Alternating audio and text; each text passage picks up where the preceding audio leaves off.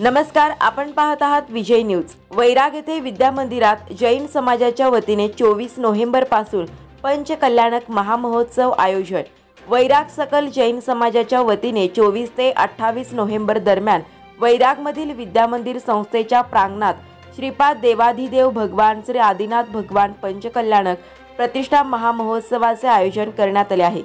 50 वर्षापूर्वी 1972 साली आणि त्यानंतर 2005 मध्ये वैरागमध्ये पंचकल्याणक महोत्सव पार पडला होता।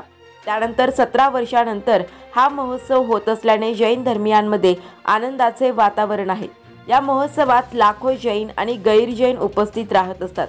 विविध धार्मिक आयोजनाबरोबर नवीन मूर्ती स्थापन करून त्याची पूजा करतात। यावेळेस वैरागमध्ये 400 किलो पंचधातूची मूर्ती बसवण्यात येणार आहे।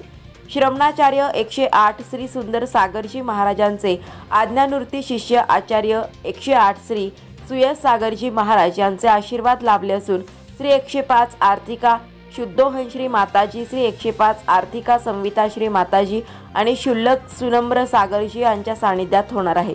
या महोत्सवामध्ये सौंधर्म इंद्र आनंद लाल गांधी तर शचीदेवी मंगला गांधी यांचे असून भगवंताची मातापिता शकुंतला आणि राजकुमार दोभाडा कुबेरपद अंजली गांधी महायज्ञ नायक सारंगा आणि राजेंद्र यवनकर यांनी सुशोभित केले आहे। या महोत्सवाचे पंडित चंद्रकांत, पंडित आनंद उपाध्ये, पंडित आशिष, पंडित संदीप उपाध्ये, पंडित चंद्रकांत उपाध्ये हे आमंत्रित असून यावेळी सकल जैन समाजातील उपस्थित होते। वैराग्य की धर्मनगरी में होने वाला ये पंचकल्याणक महोत्सव 24 नवंबर 2022 से 28 नवंबर 2022 तक संपन्न होने जा रहा है। इस महोत्सव का आयोजन यहाँ के श्रावकों के महापुण्य से ही संपन्न होगा। ये पंचकल्याणक जैसे कि ये शब्दों से ही जाहिर होता है, 5 संख्या का द्योतक है और कल्याणक यानी ऐसी घटनाएं जो सब जीवों के लिए कल्याणकारी होती है। ऐसी घटनाएं जो जीव भगवान बनने वाला है, भगवान बनने का तात्पर्य यहाँ ये होता है कि this soul will never fall back into the ocean of transformation। ये जीव कभी भी फिर दोबारा इस संसार में आने वाला नहीं है, ये अनंत सुख में लीन हो जाएगा। तो वो जीव उसके लिए पहला होगा गर्भ कल्याणक। गर्भ कल्याणक की घटना में क्या होगा कि 6 महीने पहले से ही देव आकर उस नगरी में रत्न बरसाने लगते हैं। उस नगरी में कोई भी आदमी गरीब नहीं रह पाता। माता की गर्भ के शोधन के लिए देवियां आती हैं और माता से प्रश्न पूछती हैं, माता उनका उत्तर देती है। और जब भगवान स्वर्ग से माता के गर्भ में अवतरण करते हैं, माता को कुछ भी कष्ट नहीं होता और 9 महीने के बाद भगवान का जन्म होता है। सोधर्म इंद्र और सभी जो इंद्र हैं उनके आसन कंपायमान होते हैं। शोभ हो जाता है पूरे 3 लोक में कि ऐसा क्या हुआ, ये सबके आसन कंपायमान हो रहे हैं। तो तीनों लोक में लोग जानते हैं कि किसी महापुरुष का अवतरण हुआ है। भगवान के अवतरण होने पर उसमें सोधर्मेंद्र अपनी क्रियाएं करता है, पांडुक शिला पर ले जाकर भगवान का बहुत भक्ति से अभिषेक करता है।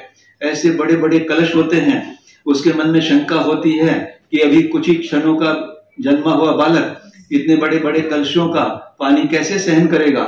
तो भगवान अपना अवधि ज्ञान से जान लेते हैं, अपना अंगूठा जरा सा हिलाते हैं तो सुमेरु पर्वत 1 लाख योजन ऊंचा है, वो भी कंपायमान हो जाता है। ऐसी अतुल शक्ति के धारक भगवान होते हैं। फिर उसके बाद राज भोगते हैं।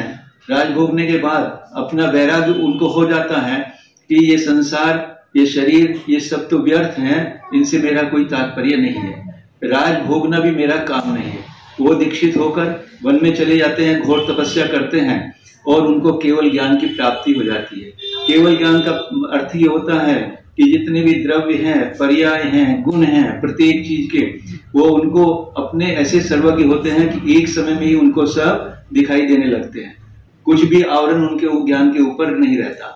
इस तरह से वो ज्ञान में लीन होकर वो अंत में सब कर्मों का नाश करके शुद्ध होकर और एक समय मात्र में 7 योजन ऊपर जाकर, 7 राजू ऊपर जाकर सिद्ध शिला पर विराजमान हो जाते हैं। इस तरह की ये घटनाएं 5 दिन के अंदर यहाँ पर दिखाई जाएंगी और दिखाने का तात्पर्य उनको ऐसा लिया जाता है अभिप्राय कि ऐसा मेरे जीवन में ही हो रहा है। जो भगवान की मूर्ति आ रही है, यहाँ की समाज ने एक 400 किलो की अष्ट धातु की मूर्ति बनाई है, जयपुर में ढली है, अभी 20 तारीख से पहले आ जाएगी। वो भी जुलूस के द्वारा यहाँ पर निकाला जाएगा, वो भी यहाँ पे प्रतिष्ठापित, उसमें भी प्राण प्रतिष्ठा की जाएगी। मंत्रों के द्वारा 5 दिन तक पंडाल में इतने मंत्रों का उच्चार और मंत्रों के जाप साधना चलेगी विद्वानों के द्वारा, श्रावकों के द्वारा, कि वो प्राण प्रतिष्ठा उसी तरह की वो मंत्रों से वो मूर्ति शुद्ध हो जाती है।